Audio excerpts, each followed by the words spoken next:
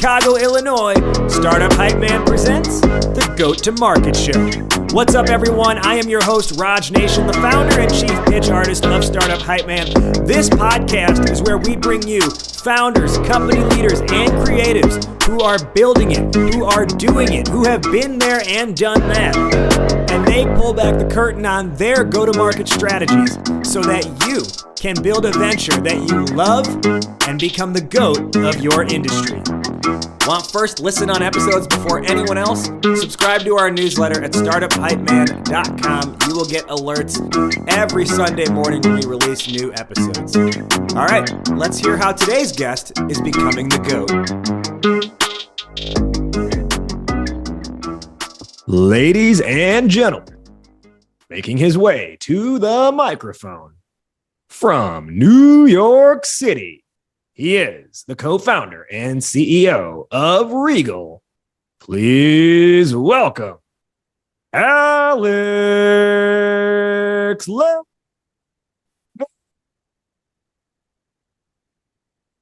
Hey, thank you for having me. Now that's the most chill response to that introduction I think I've ever gotten. It cut out for a while. You were so loud in the mic, it actually went all the way over. I peaked it? Okay, all right, good to know. I'll move the mic back for the next episode.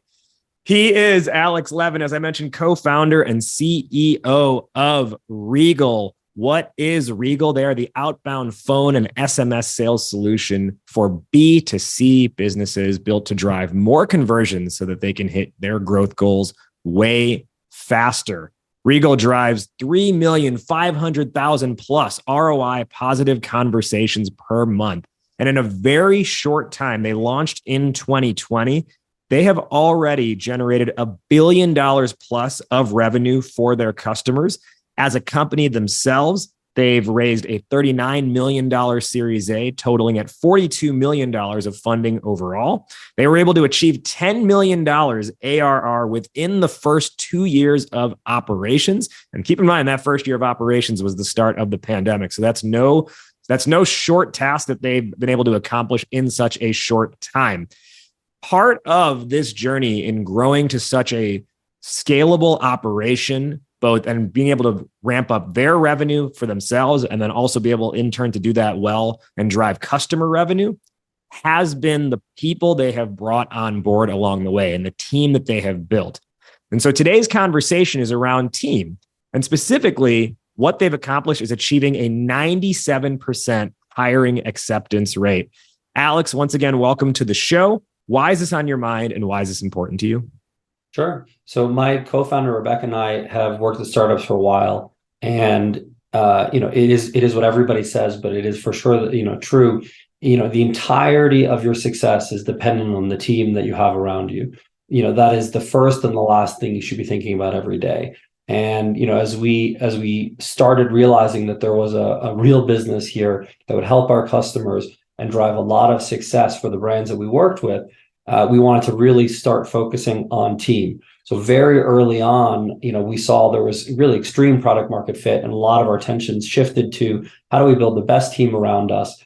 Particularly in this case, Rebecca and I come from the B2C world, and obviously we're in a B2B SaaS company now, and so this was new to us. So very important to us to think about, who needed to join us to make sure that we filled out our experience in an area we didn't know as well. We're going to dive a whole lot more into how they built up that team and have been so successful in the process. Before we do that, let's learn a little bit more about Alex. So Alex, you grew up in New York. You've been around that area for a long time, for your entire life. I'm curious, what was, for me personally, my first, at least to my memory, my first entrepreneurial endeavor was, I think, in third grade when I took construction paper, a stapler, and some thick pens and markers and made custom video game strategy guides for Mortal Kombat. Wow. I'm curious. Well, to be honest, I took what was actually in the Game Informer magazine and cut it out and glue sticked it, and that was half of what mine was. But then you put it on the internet. Yeah, yeah. I mean, not quite. It was AOL 2.0 or 3.0 at that point. Still, that was the innovation. It was a new distribution. I don't know if my sales were $1 or $0 or if I just gave them out for free. But what do you recall as your first entrepreneurial endeavor? Yeah, I think we were lucky. My brother, I have two younger brothers, and all three of us, would hear about sort of entrepreneurial things every night at dinner because my father ran a small business, and so the concept of buy at a low price, sell at a high price, like we understood from a pretty young age, and the idea of making your customers successful would lead to making you successful. We understood at a pretty young age. When we were little, we had all sorts of harebrained ideas for sure. The only one that made us like any real money in those days, at whatever age, 10 or 15, real money is like, $20 or $100. But Yeah. uh, is we used to spend the summer north of New York City, and we would go and pick like wild berries and sell them to all the local markets. And we thought we were making out like bandits because it didn't cost us anything to go into the woods and pick these berries, and we'd sell them for $5 per carton. And then one day we walked in the store and saw the store selling them like $20 a carton. We were getting disintermediated, or we didn't have the right strategy to go to the customer. But it's backbreaking work to do anything where you're picking by the bushel or picking by the carton. So definitely not something we want to do long term. But I think over high school and college, I was lucky. I worked for political campaigns. I worked in finance. I worked in sort of some real businesses, and quickly understood that. And the line is famous now that software is eating the world. That every business was going to be a software business.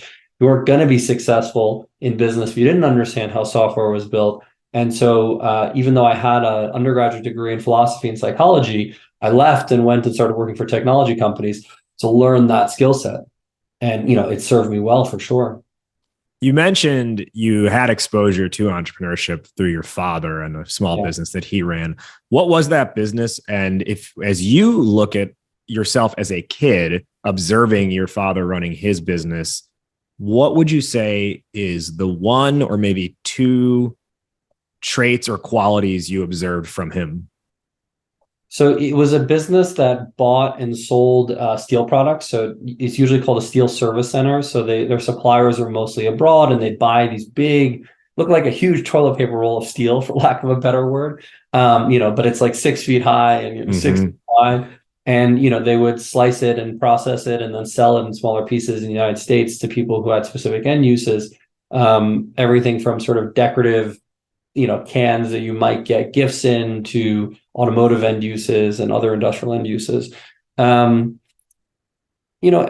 him go through it, a few things, one, it was a business where they had to constantly reinvent themselves, because of how fast, things globalized and prices became transparent.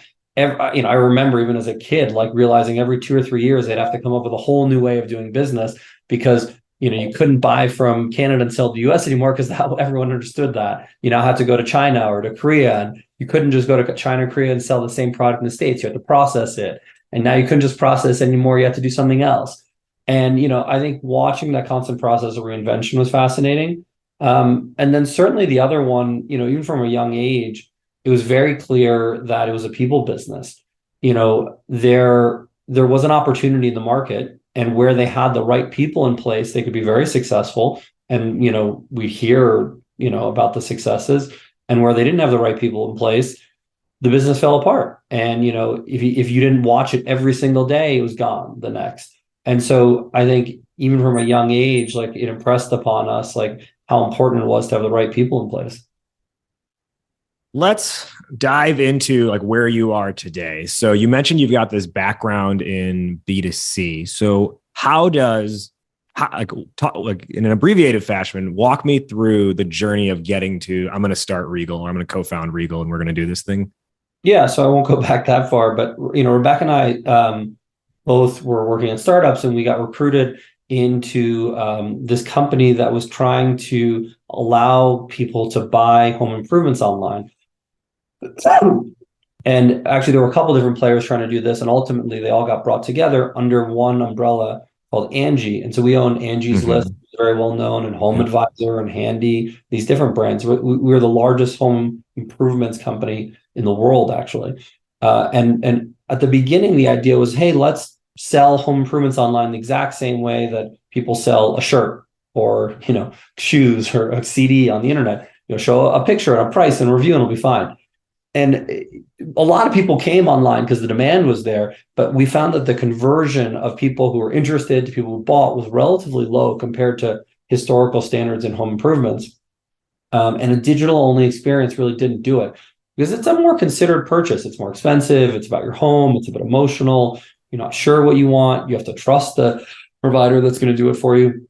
And so we noticed that if you had a conversation with a customer, so these are inbound customers that are looking for a fence installation, you can call them and say, hey, you have a home, you want a fence, tell us more. So if you had that conversation, conversion rate went way up. And why? Well, one, you were engaging with them, and it was actually a much higher engagement channel than email. So typically, if you emailed that person, 3% would click. If you called them, 20 or 30% would answer. So that's fascinating. Actually, seeing that phone was a higher engagement channel. Like everyone thinks as phone as a spammy channel, as email is not spammy, but it's not. It's the opposite. Email is the spammy channel that no one looks at, and phone actually, if it's something important, people are happy to talk on. So that was fascinating. And then when you get on the phone, you build trust with them, you answer their questions. You disambiguate sort of things that a website on a mobile device can't tell you, right. And people would buy. And so we ended up building very large teams doing that. And eventually, it took us a while, but eventually had the insight that we should build software for these teams because the current contact center software was all built for customer service and for retail, and for the case where the basic principle is don't talk to your customer at all costs. With a 10-foot pole, avoid your customer. We've all felt it where you can't in any way talk to the brand.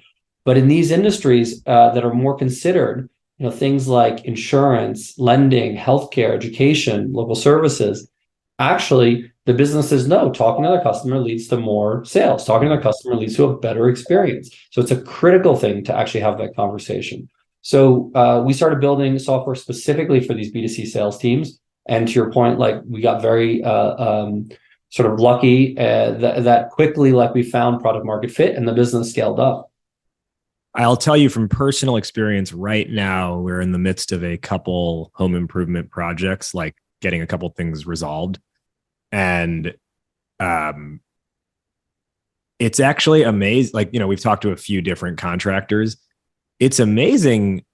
I'm like, there are certain ones I'm like, do you not want my business? Like what, being very sales driven myself, given the nature of Startup Hype Man's business, like it just blows my mind how someone will come and they did like a drone flyover of our roof to figure out, what we need to get repaired. Yeah. And then it's just like, it's hard to get a hold of them after that, or they don't think to reach out. And then meanwhile, someone else who we are also talking to is like, hey, like we got a person over to your house. They're emailing me, they're calling me, they're texting me with follow-ups, all these kinds of things. And naturally, like we like the person who's being very proactive with us. And it really is amazing how much of a difference it makes and how many people in that industry just sit back and don't think maybe I should be proactive in reaching out to the customer here. Yeah. And it's simpler at a smaller scale. If you're a, mom and pop home improvements company, relatively easy to track, the 10 customers you're working with at a given time. What's happened online is the scale of these businesses has gotten enormous. At Angie, we were dealing with millions of customers a month. Yeah.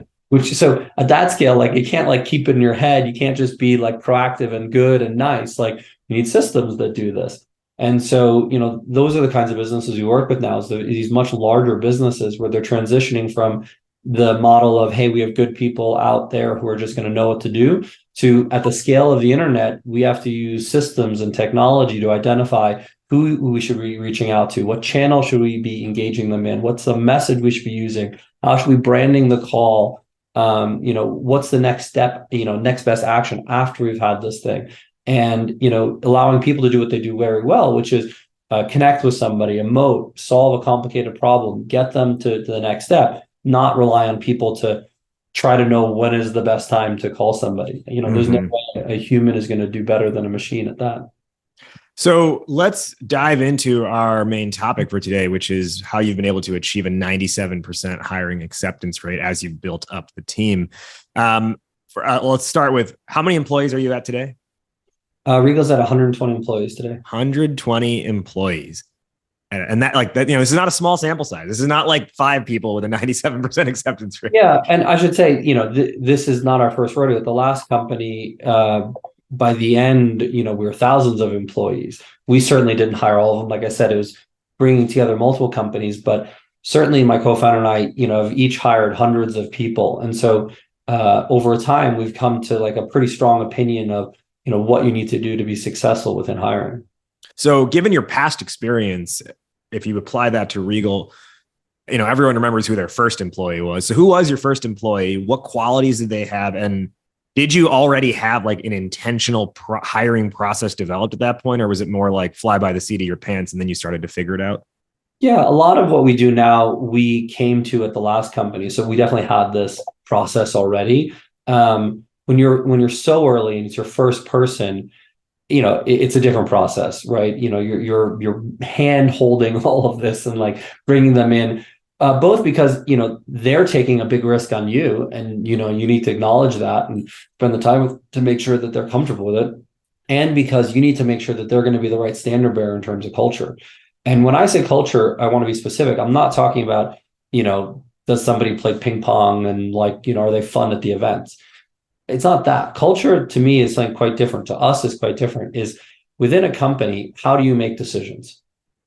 When you're at a company and you agree with how they make decisions, you'll have a lot of fun. And that's, I think, when people say they have a culture fit, is they mean is I agree with how my leaders are making decisions.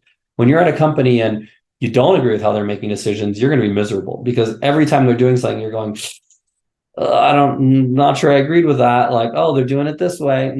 I wouldn't have done that. And it's pervasive through everything. So from the beginning, what we did sit down and establish is, for this company, for Regal, at this stage, how do we want to make decisions? And that's the values that we have. We talk about how do we build for customer love? We say, treat customers like royalty. How do we make sure that we're using data to make decisions easier? So we talk about data beats opinion. How do we make sure that we're going and executing quickly, right? So execute with urgency. How do we make sure we're doing things that lead to growth, especially at this stage of business? And last, how do we make sure everybody enjoys the journey within the company?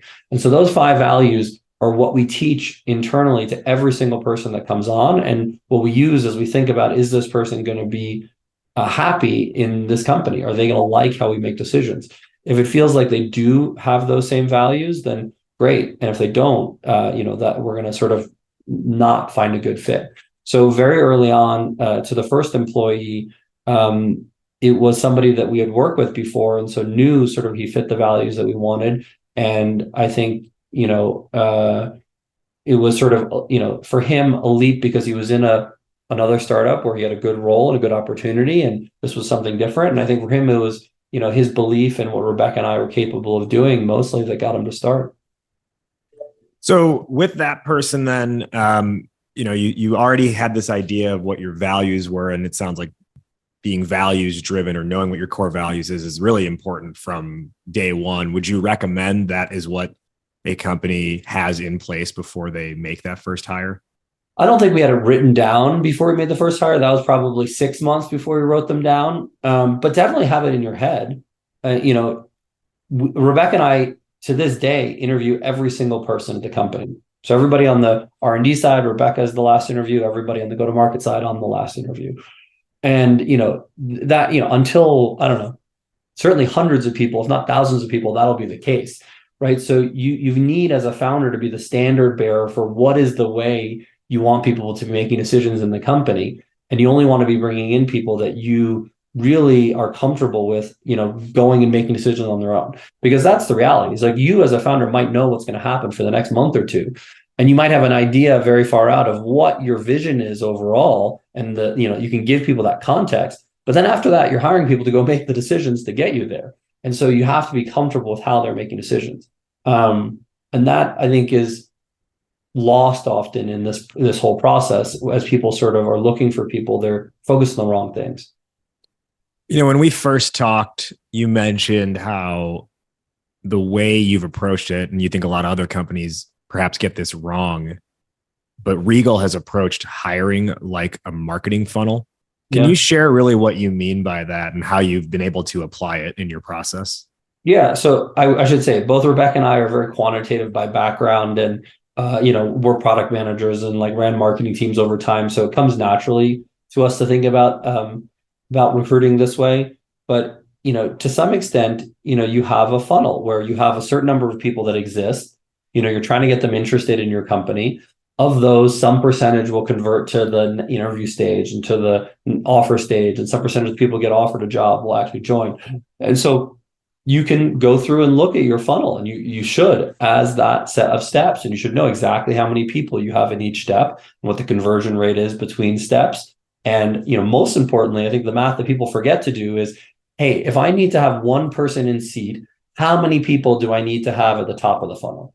And how long does it take from the top funnel to the seat? So, it's people, when you sort of ask them off the cuff, say, oh, I probably need like 10 people at the top of the funnel. You need many, many more than that when you actually look at like, getting to a good fit through the funnel. And, it takes a while. It takes at least 30 days, if not 60 days, to take somebody from, interested at the top of the funnel to actually starting at your company. And because people forget that, I think they make it hard for themselves to hit their hiring goals, because they're either not investing enough into it, or not making sure they have enough people at the top of the funnel that are qualified that will end up in great hires. I think to that point, last year, spring of 2022 was the first time I embarked on a like formal hiring process for Startup Hype Man. And I don't know, for some reason, I guess when it's your first time going through it, you're obviously not aware of all the potential blind spots. I also think we always tend to think when it's our thing, we'll somehow manage to like break whatever the norms are that otherwise exist in the market. Yeah. And so maybe if we're not conscious enough, we don't account for certain bottlenecks or breaking points in the process. And one of the things I was surprised about, to that point of like not having a big enough top funnel, like volume of people at top funnel, was I'd tell someone I wanted to interview them. They'd agree to the interview, and some people actually don't show up to the interview. And some of them don't show up, and they do email with asking to reschedule, but others don't actually ever reply to you, and they just totally ghost. So I do think it's really important for everyone listening to this to understand, just because it's your thing doesn't mean people are going to like all of a sudden magically change the behavior and the way they would treat any other company. Yeah. And it's even, I'd be more extreme than that. I think people see, especially if you've been in a big company, people see that there's inbound that comes in. If you're LinkedIn, if you're Facebook, if you're Google, a well-known company, people just apply. And so there's constantly this idea of, all I need to do is post a job online and people apply, and I'll interview and I'll hire one of them. And sure, maybe at some scale, maybe when you're well enough known, that's possible.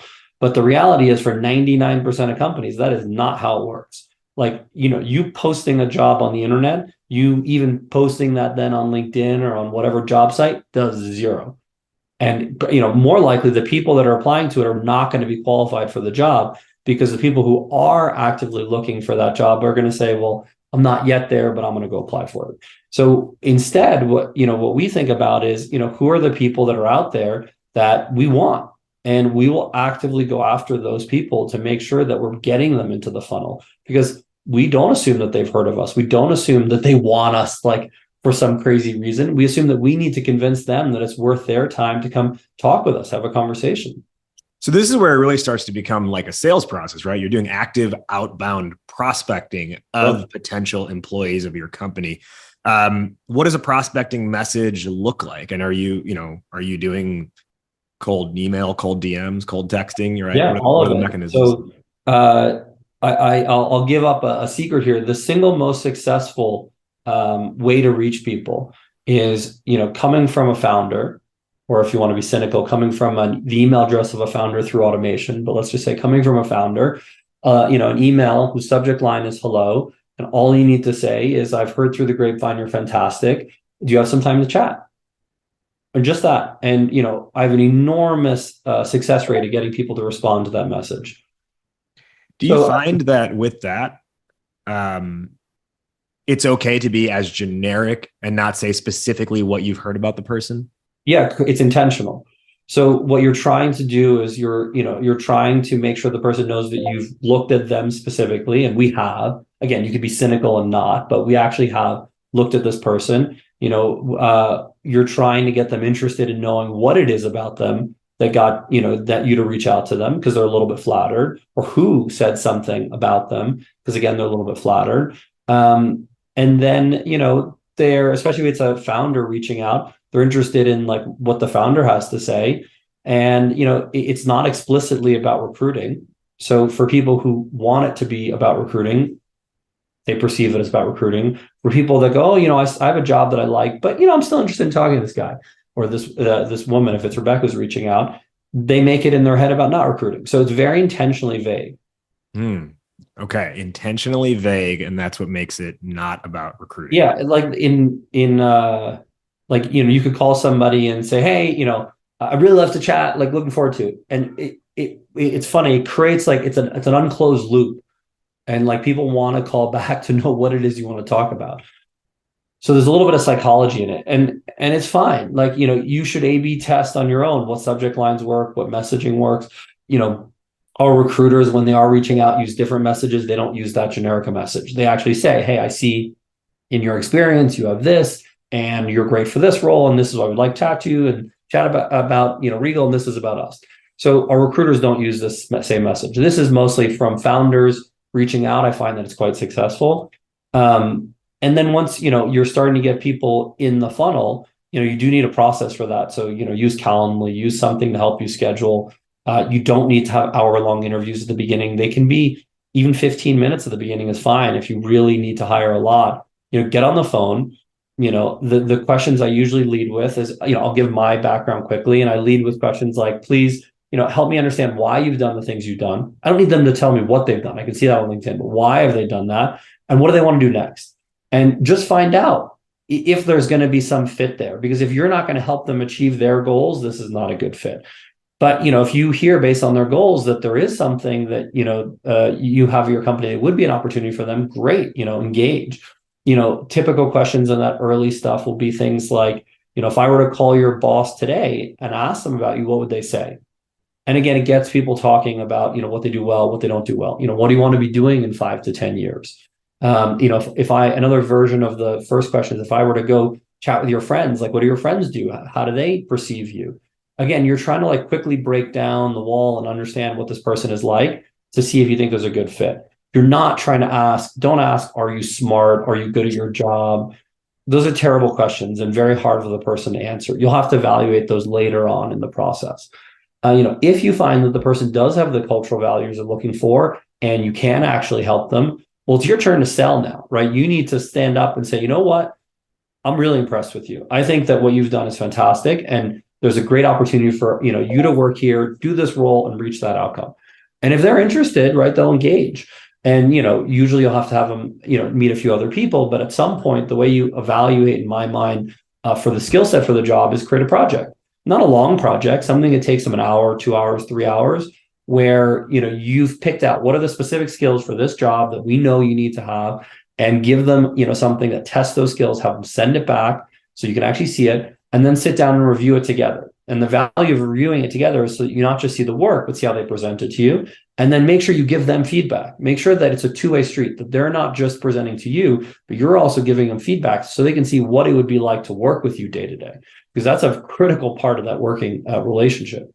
If that, checks the box and now they're culturally fit, they have the skills you want, again, like you're back into selling. So I'm happy to sort of talk about the rest of the process if you like, or we can go back to sort of earlier.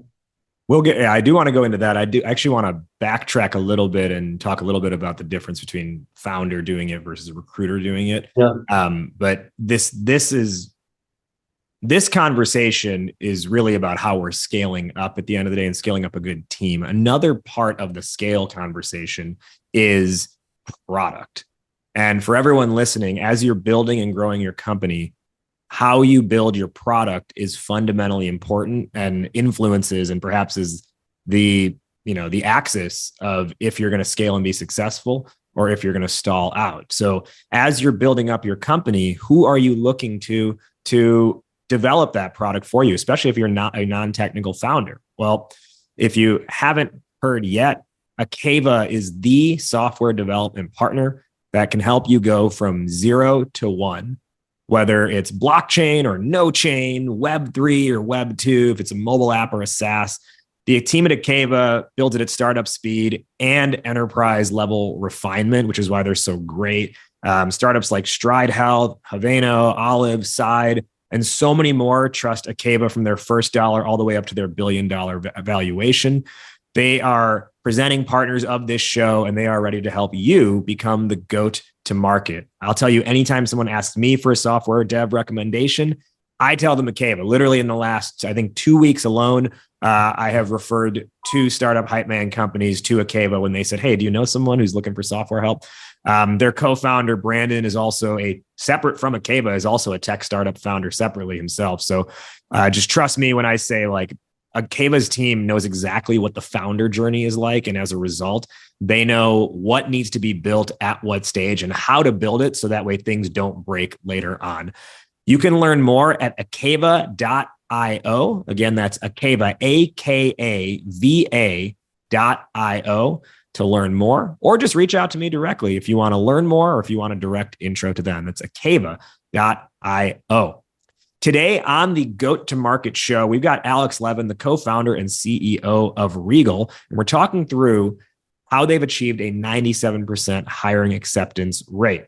Now, before the break there, one of the things Alex mentioned was when it's the founder reaching out versus him as the founder or his co-founder, Rebecca, reaching out, it's that more vague, sort of broad, curiosity-piquing message versus when they have a recruiter, a hired recruiter reaching out directly.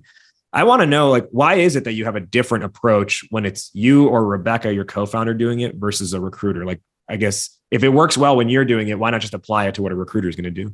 Yeah, again, we've A/B tested, and we find that with us, the message I gave you sort of piques more interest than when the recruiters are reaching out. We find it's more successful with a more specific message.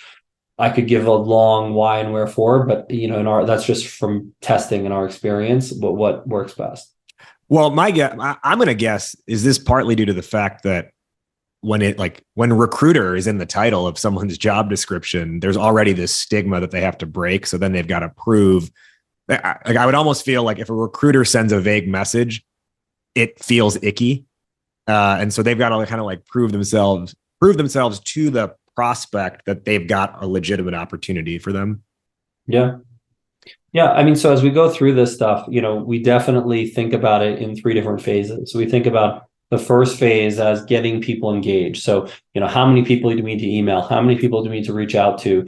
What do we need to do to get X number of people at the top of the funnel that are qualified, engaged, so that we can actually then go and hire enough people 30 to 60 days later? So that's one process. There's a second whole process, which is from that person being engaged to offer. And we can talk about that stage now. And there's actually a third process that people forget, which is from somebody accepting an offer to them being, at your company, working and successful. And too many people forget that last piece because there's a big, there's a drop off between acceptance and show up. And there's definitely a lot of failure between people showing up in their first month or 2 or 3 months.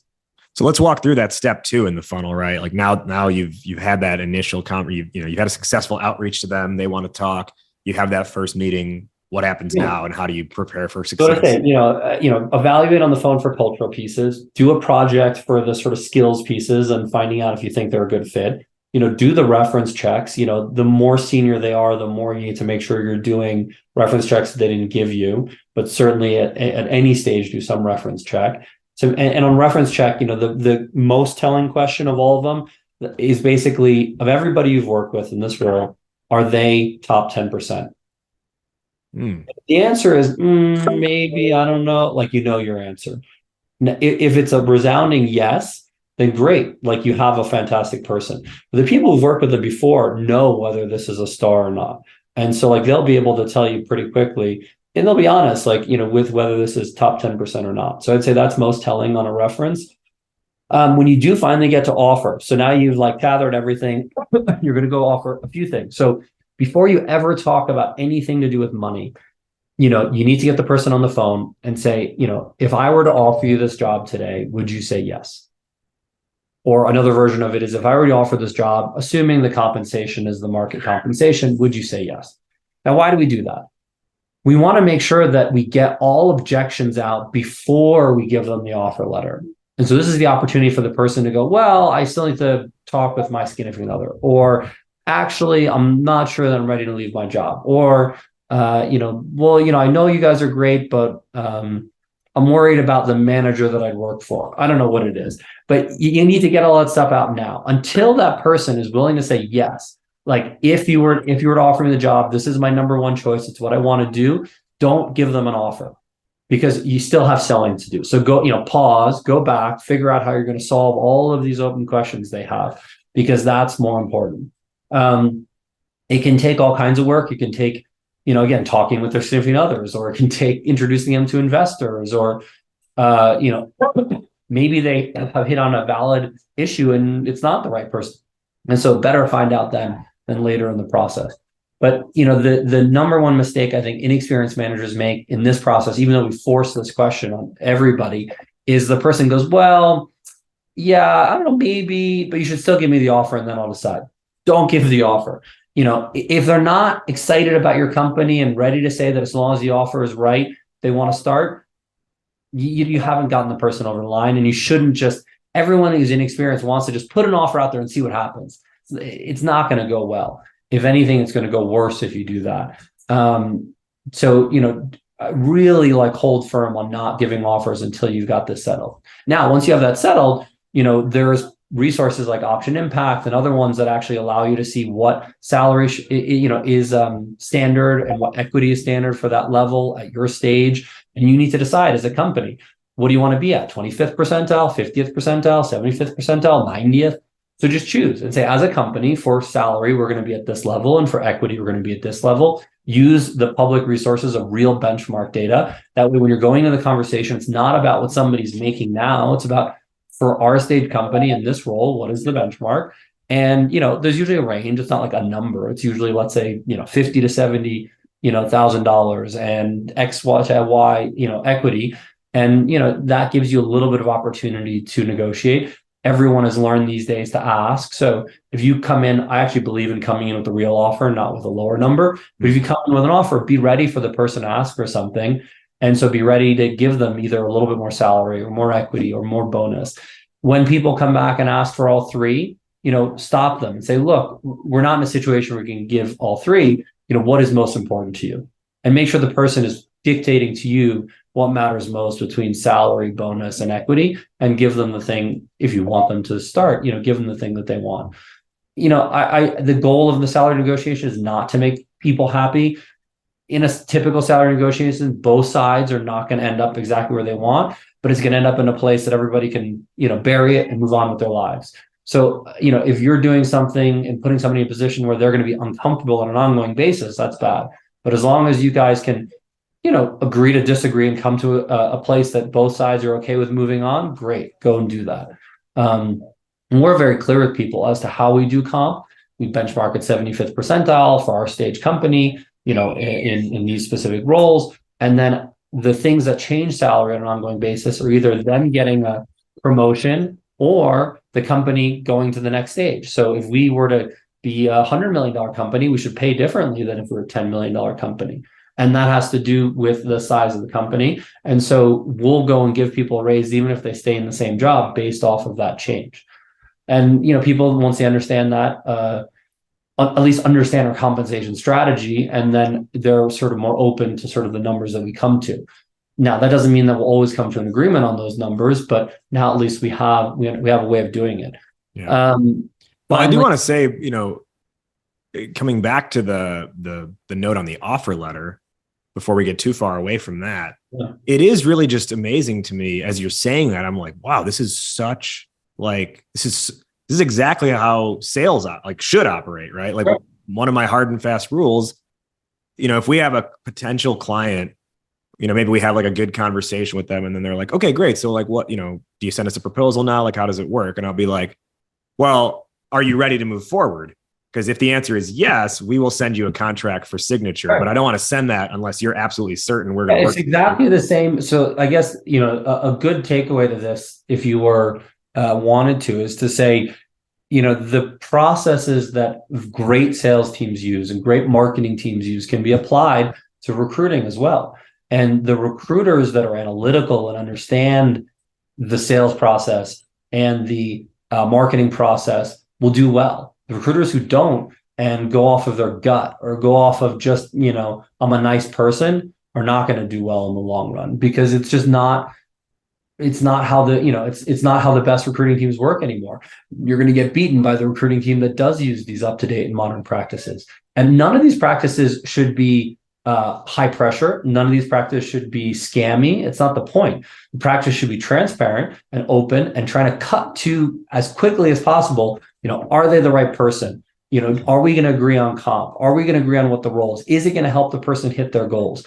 If the answer is yes to those things, great. You're going to have a good fit. If the answer is no, don't push it forward. It's going to be wrong for both sides. I got a couple other quick questions here before we begin our wrap up. So thus far, we've covered the value of direct founder outreach, that first initial 15-minute conversation, having some assignment or project along the way, not sending the offer letter until you've gotten all objections out of the way, and only those who you qualify them for the offer letter, essentially. My next question is, they say yes. How do you hedge against, which happens even more often now than it did even 3-4 years ago, I'd say, is they say yes, and then they just like don't show up to work, or, they peace out after 1 to 2 months. Yeah. So I'll try to do the condensed version of this piece, but it's a critical part because now you've put in all this work and all this money. So don't, make sure they're successful. So on average, about 10% of people don't show up to day one. People are shocked by that number, but that's the industry average. So if you want to be better than the industry average, make sure that you have weekly check-ins with the person. Make sure that you're showing them about the successes of the companies between now and when they start. Make sure that your onboarding team is reaching out to them and making sure they understand what the first couple of days will look like, so they're not surprised. Again, if you've done your job and qualified it well before they ever got the offer, you're going to be okay. If you forgot to qualify, well, you're going to find out all of a sudden that they just told their company that they're leaving in 2 weeks, and the company goes, "Oh my goodness, we can't let you leave. We're going to double your salary," and now you're out.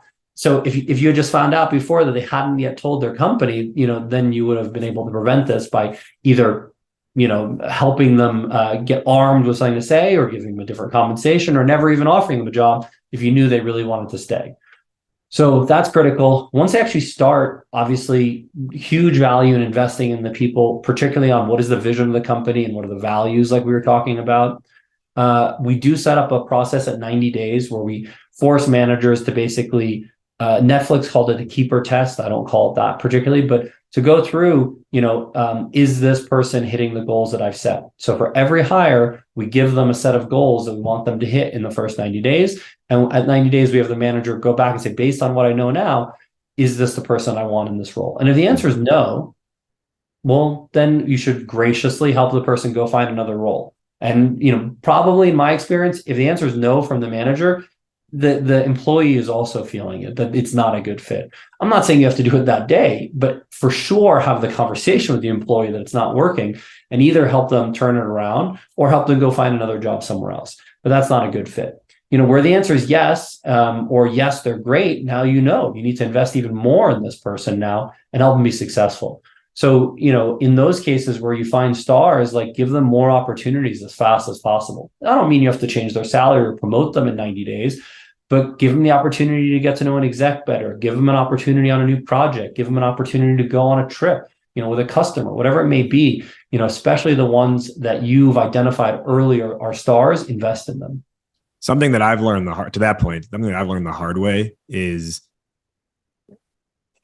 like, you have to know what success equals, what the KPIs are for an employee to be deemed successful, and they have to know that as well. If they don't know how they are being measured for performance on day one, it's really hard to for them to know what they might need to be doing on their own time to improve in the role or to make sure they're putting forth their best foot. 2 quick questions, and then we'll do our wrap up. Question number 1 is, as the founder, you have a million other responsibilities. Any advice for how to, because it is important, especially I would say up through like maybe your first 50 employees or more, that you talk to everyone during the hiring process. Mm-hmm. Any advice for, amidst everything else going on, how to still fit time for being part of the hiring process in your day? Yeah, I mean, the obvious one is just make it a priority. Google has a great feature in Google Calendar now where you can tag each different event a different color and with a different tag. And then you can actually look back at your week and say, what percentage of my week did I spend on different things? So everything in my calendar is coded, and I can go look back and say, did I spend 30% of my week on recruiting? And if the answer is no, well, probably I need to change the allocation of my time the next week. So, you make it a priority. You can evaluate yourself against it. Again, to your point, knowing your goals and evaluating them. So even as a founder, hold yourself to that.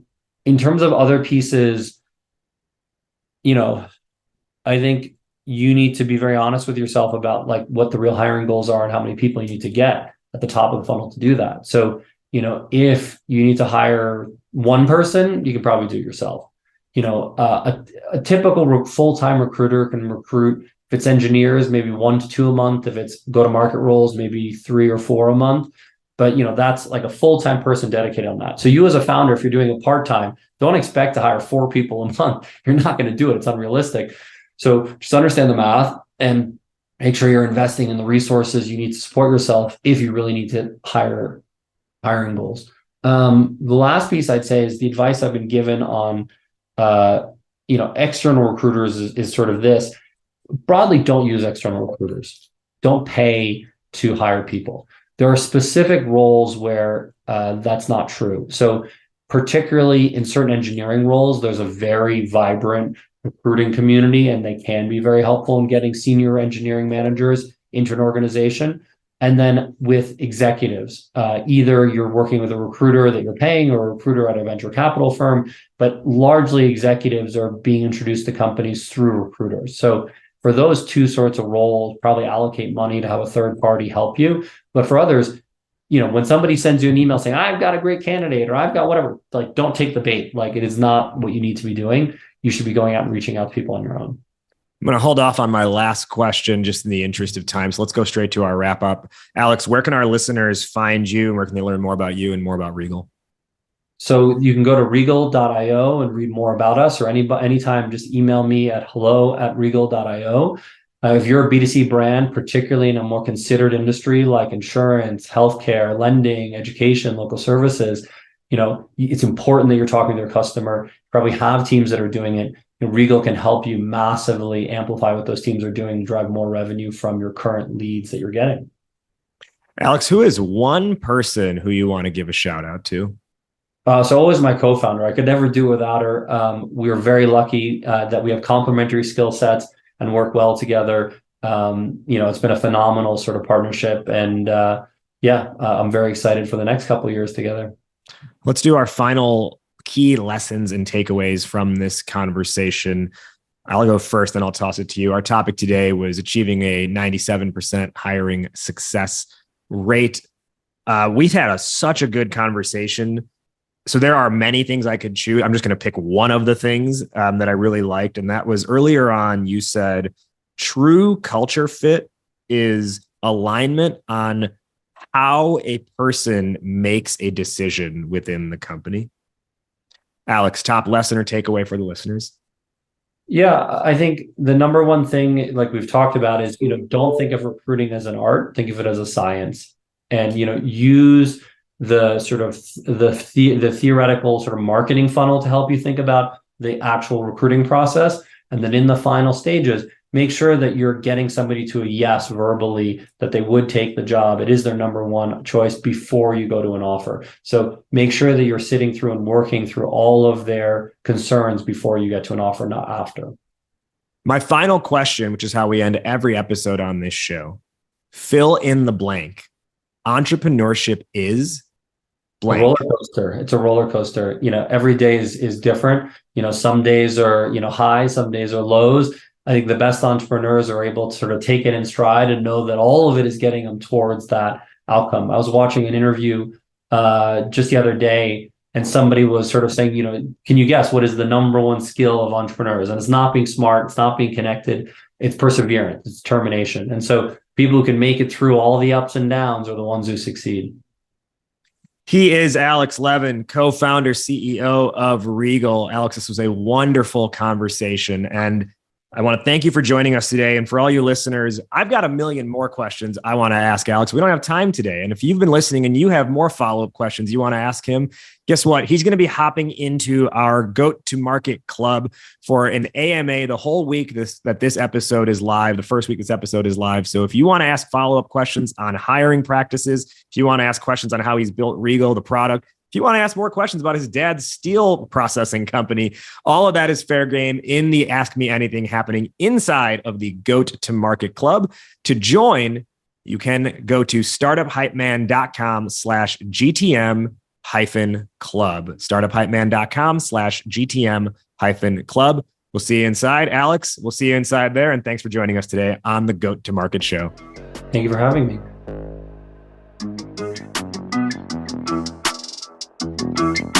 That does it for this week's episode. Thank you again to our guest for joining and sharing their knowledge. Did you like what you heard? Well, leave us a rating and review on your podcast app before you head out of here. And while you're at it, who's one friend who you think would find value in hearing today's conversation? Go ahead and share the episode with them.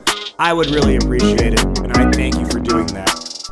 Remember, we've got more going down with our guest inside Goat to Market Club. Think of it like the after show, the after party, the after hours special. Our guest is going to hop inside the club and do an Ask Me Anything. So you can follow up with any of those questions that came to mind as you were listening. You can follow up and ask them to our guest inside our club. To join, just head to startuphypeman.com/GTM-club. startuphypeman.com/GTM-club. GTM Club is $9 a month, but your first month is free. You can cancel anytime, and you're not only getting the AMAs, you're also getting our monthly strategy drops that are for members only, where we're teaching hyper-specific tactical go-to-market strategies, plus cool member-to-member interactions and other bonus resources. All of that happens inside the club. So again, startuphypeman.com/GTM-club. We'll see you inside the club, and we'll see you next week. But before you head out, remember, why be a unicorn when you can be the GOAT?